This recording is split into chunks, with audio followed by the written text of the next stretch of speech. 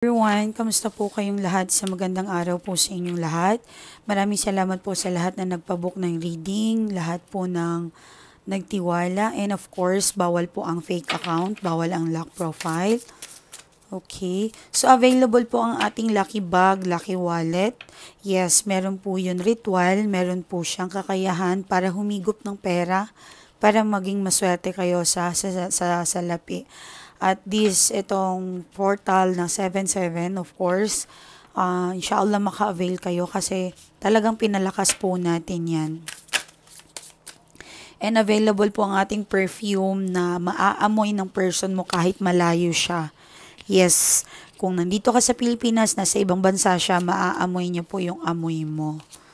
Okay, so ano yung money? Ano yung energy ng yung money? Okay. Masyadong magfo-focus ano? Parang meron kang target, pinag-iisipan. I think lumabas dito yung mga breadwinner. Yes, shout out sa mga breadwinner dyan. Okay. Yung mga mabubuti ang puso. Inshallah, pagpalain kayo ng may kapal at bigyan kayo ng lugar sa paraiso, mga mahal ko.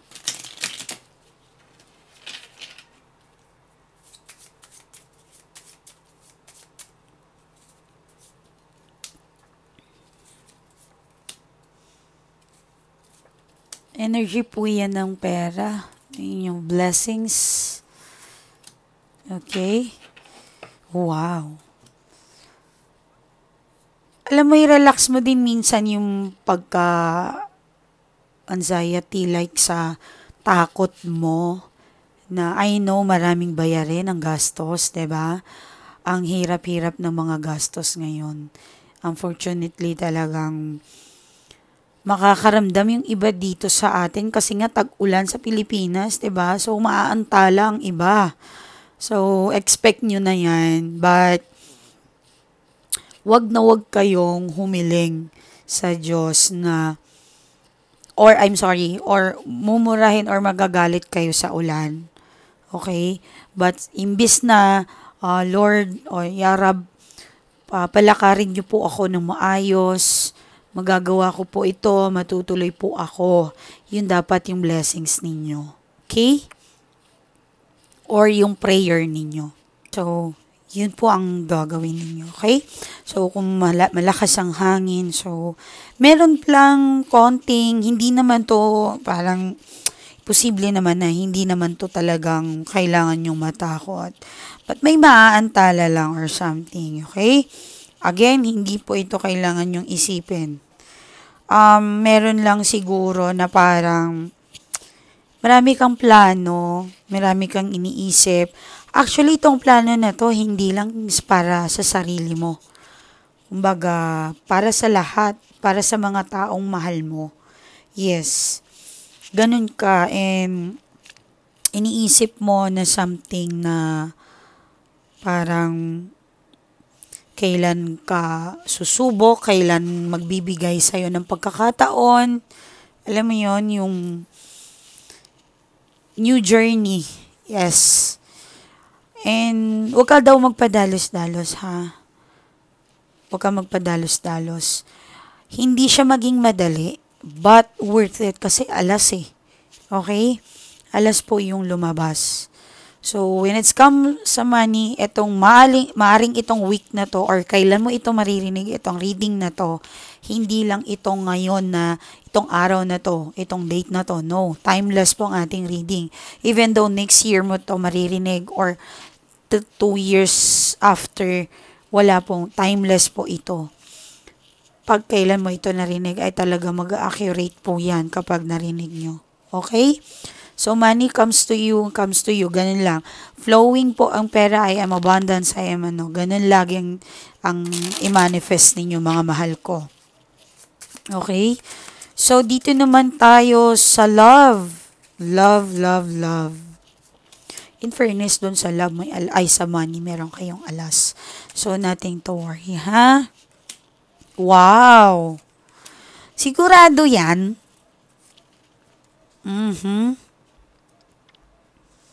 Okay. Meron ba kayong problema sa money din? I think money or pera na or siguro yung tingin sa'yo ng person mo ay parang wala kang kwenta. Alam mo yung mga housewife na parang hindi nakapagtrabaho, hindi hindi agad-agad nakapaghanap ng kanilang ah, source of income, yan. Meron po na parang hindi pinatrabaho ng asawa, pinag-alaga ng anak, yes, meron pong ganun. So, ang nangyari po, sinunod mo siya, pero parang ikaw yung, parang purlubi sa inyo. Yon. So, meron din naman ako nakikita na parang na nahubaran ka pagdating sa pera, parang ikaw lahat, lahat, parang ganun. Okay, parang mas malakas kumita yung person mo, tapos ang nangyayari, nagbibigay ka pa, yan. So, meron din naman parang binigay mo lahat, yung business, ah, ano pa, financial assistant, as in lahat talaga, binigay mo sa tao na to. So, ang nangyayari ay, ikaw yung lumulubog, okay? But,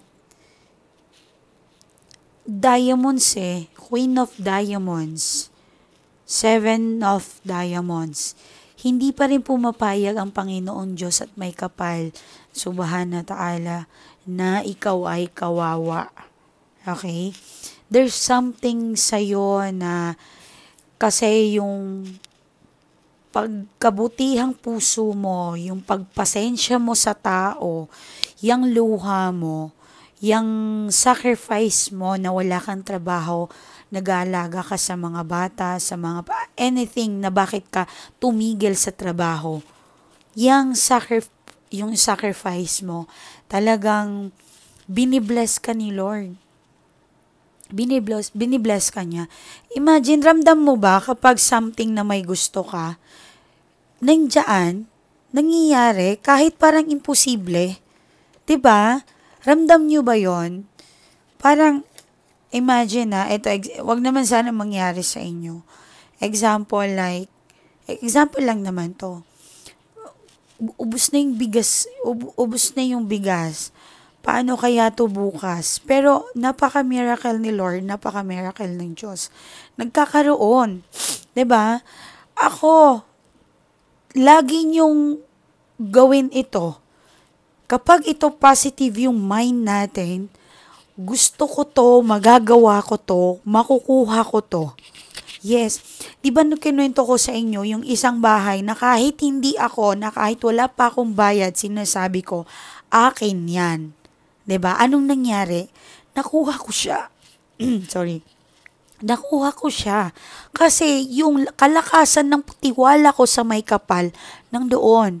So, ito yung dahilan kung bakit nandyan ka pa. Okay?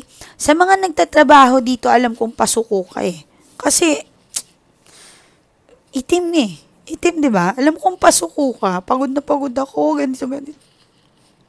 But lagi mong alalahanin, may mas malala ang pinagdadaanan kaysa sa'yo.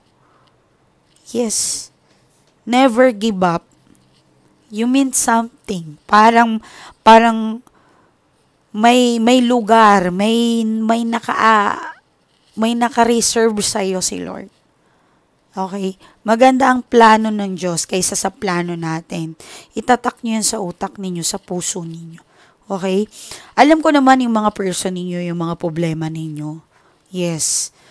But, ang pamamahay kasi, i-check niyo yung mga cabinet niyo, i-check niyo yung mga kung ano-ano, mga anik-anik niyo dyan sa bahay, i-dispose ang dapat i-dispose, yung mga walang laman na bote, plastic, etc., mga kalat, dumi, basura, tanggalin. Alisin sa loob ng pamamahay dahil hindi po talaga yan maganda. Okay?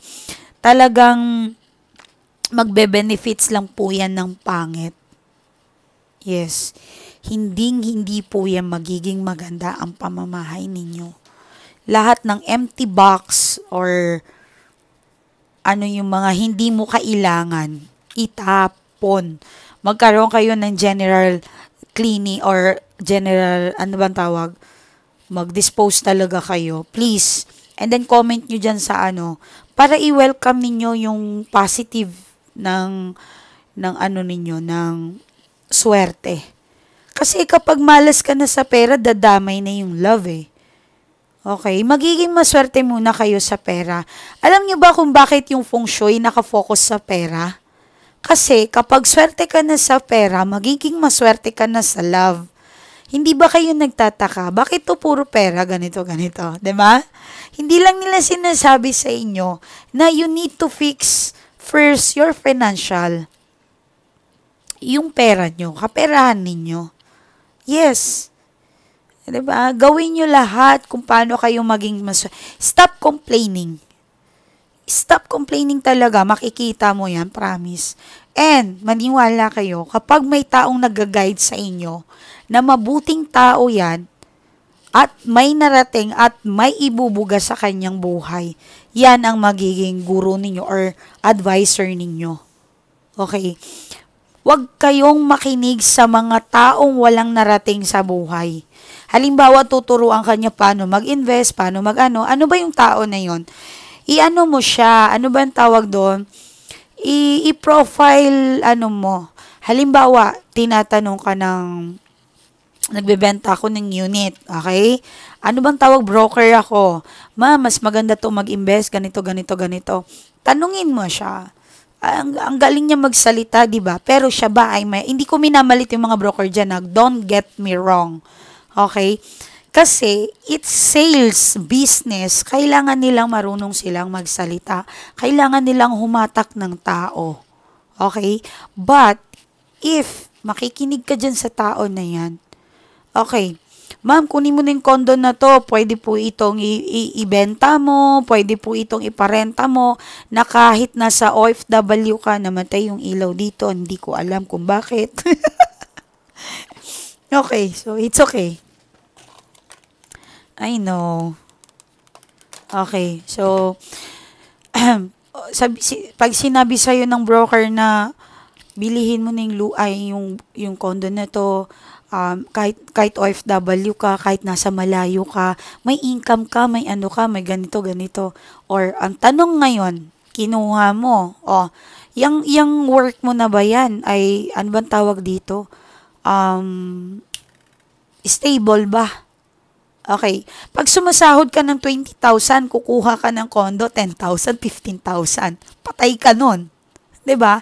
Syempre ikaw na ay paparentahan ko tapos yung kita nun ay ibibigay ipangbabayad sa condo. Well, hindi po lagi may tao. Tandaan niyo 'yan. Ang condo ay mahirap pong upahan. Okay? So, ngayon, kung wala po kayong ipangbabayad doon sa condo, syempre saan kayo kukuha? Sa sahod nyo. 'Di ba? Sa sahod nyo. So, mangyayari patay, iiyak ka, 15,000. Every month po yun. So, paano na kung may anak ka pa, may college ka pa, may ano ka? Mag-ingat kayo sa mga nag-iimbita sa inyo like mga pyramid na yan. No. It was part of business, mga mahal ko. Wake up. Sa mga nag-aano dito, sa mga nagpi-pyramid, don't get me wrong, please. Salamat kung client ko kayo or kung viewers ko kayo. Huwag nyo masamain to, ha? Pero parang awa nyo na, pag wala pong pera yung mga tao, wag naman yung mga katulong. Yung mga may extra income, like nurse, caregiver, yung malalaki po yung, huwag nyo naman po tirahin yung mga OFW. May mga katulong po yan eh.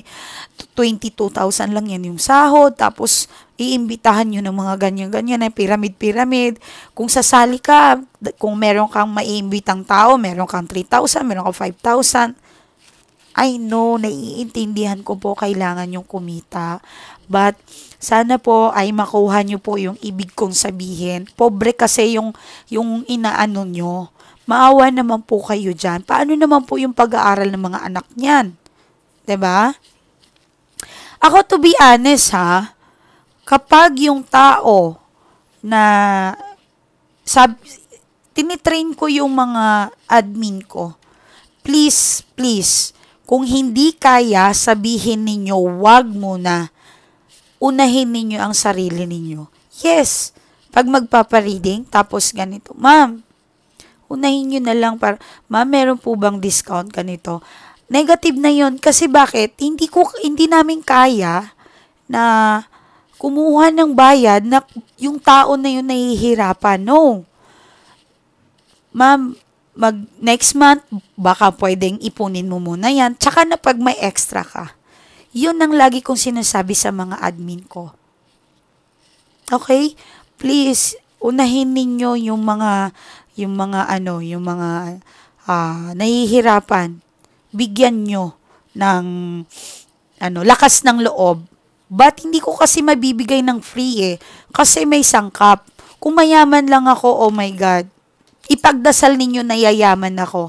Para kahit yung asawa ninyo, wala po, kaya kong pabalikin ng free yung sangkap. Ipagdasal nyo po yan, promise. Baka ako po kauna-unahan na witch na hindi po mag-aano sa inyo. Malay nyo, di ba? Who knows? Ako, yung salita ko, malamig. Kasi yung intentions ko sa tao, pure. Ipagdasal ninyo na marami akong matulungan. Promise. But, of course, hindi tayo perfect. Tayo ay tao din. Okay? Hindi ako Diyos, tao pa rin ako. May mga fail. Halimbawa, sa 100, meron pong 99. Ibig sabihin, may lagas.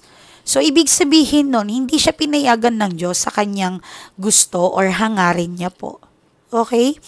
So, sa money spell, ay grabe. Salamat talaga. Marami talagang positive sa nangyari sa money spell.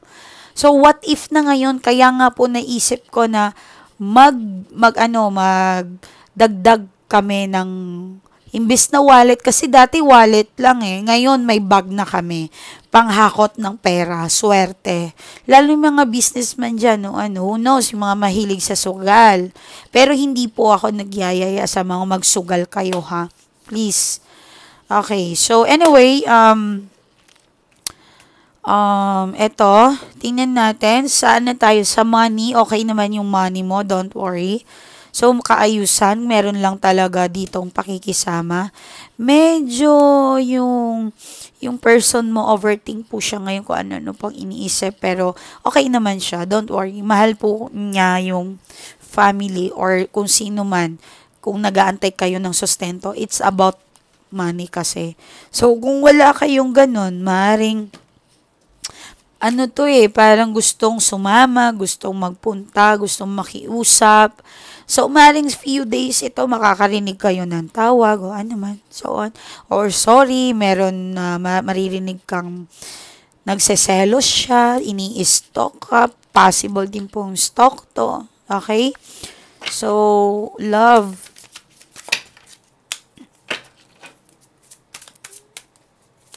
Ay, money pala yung una, ito love. Okay, but ito ay pamamahay. Swerte ang pamamahay ninyo ngayon, may pera Okay.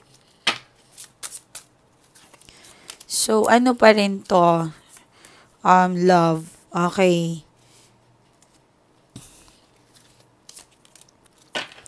Okay. So, I think meron konting hindi pagkakaunawaan. Again, mag-iwas muna sa mga konting ano ba to? Yung na hindi kayo magkakaintindihan. Iwas-iwas muna sa mga ganun. Pero darating din ang panahon na magkakaayos. Okay? Yung mga nagsasama, konting hindi lang pagkakaunawaan, magkakaayos din po kayo. Someone stalking, meron magbabalik, okay? Meron nagsiselos, baka yung new person mo or yung past person mo babalik, okay? So, meron din naman dito parang nag-guides. Ayan nga lang, ito po yung pangit. Yung the other sides dito ng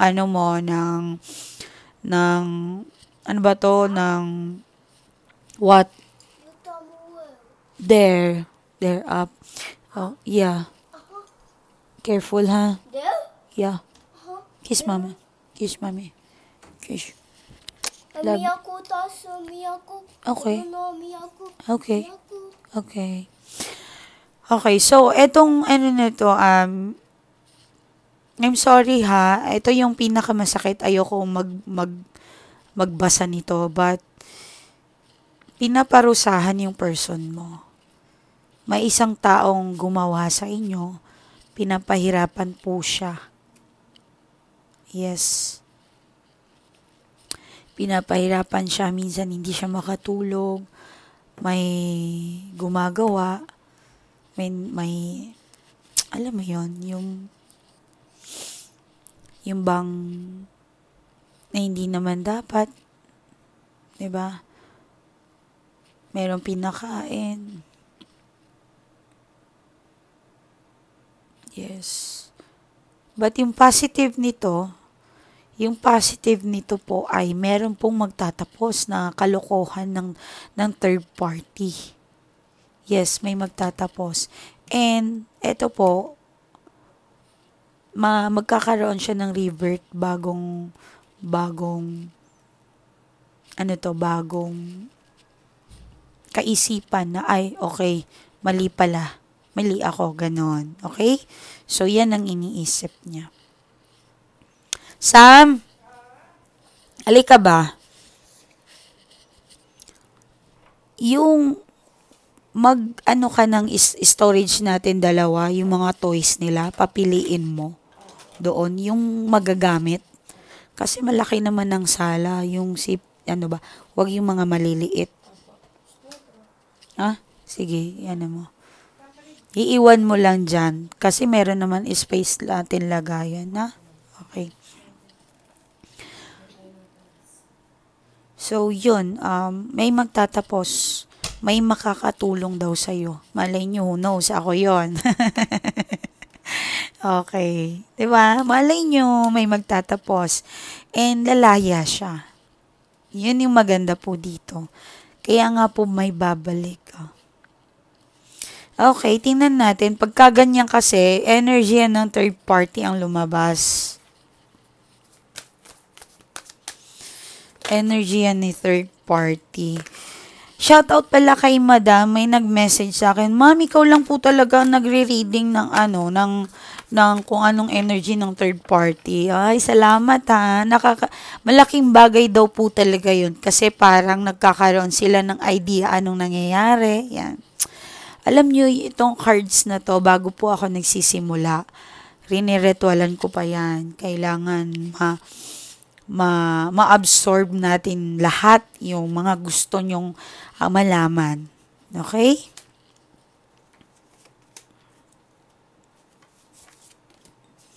Oh, 'di ba? Makikipaghiwalay. Ang ganda nito.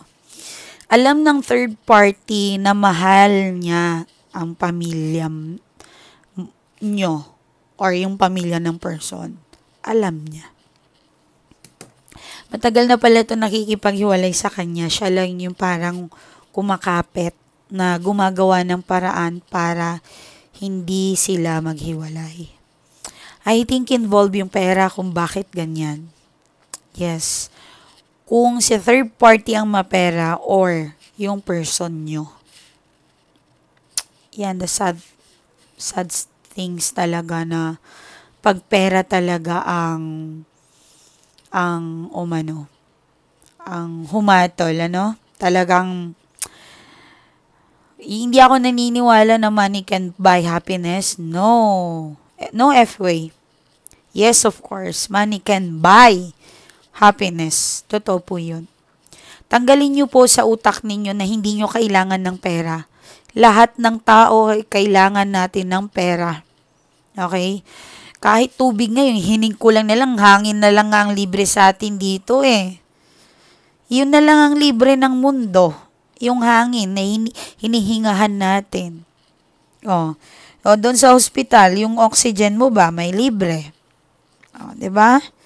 So, may libre, of course, sa public. But, gusto mo ba nun?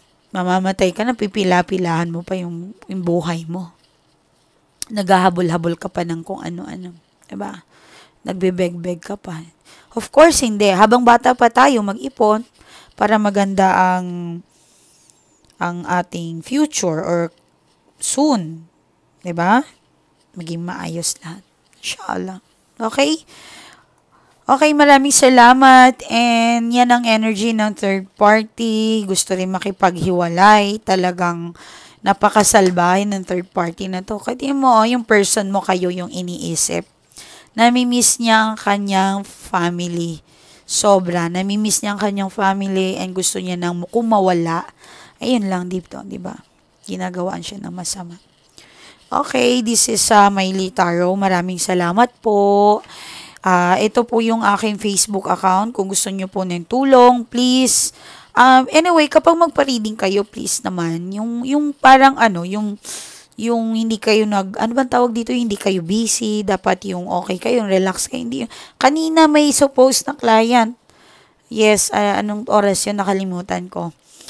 Ayun nga lang, hindi siya kampante kasi nandoon daw yung may tao daw, may ganon. So, anytime pwede po kami.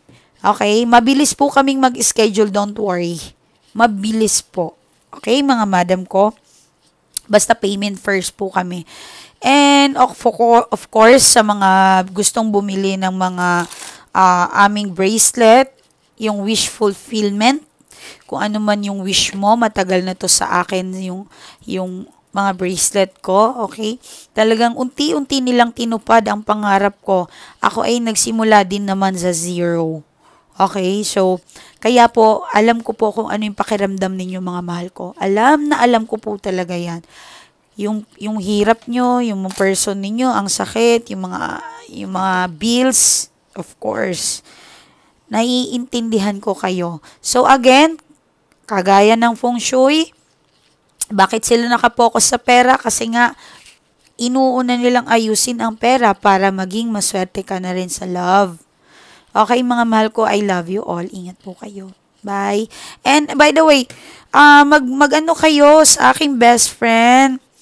Yes, napakagaling din po nito. Ay, grabe siya. Sana.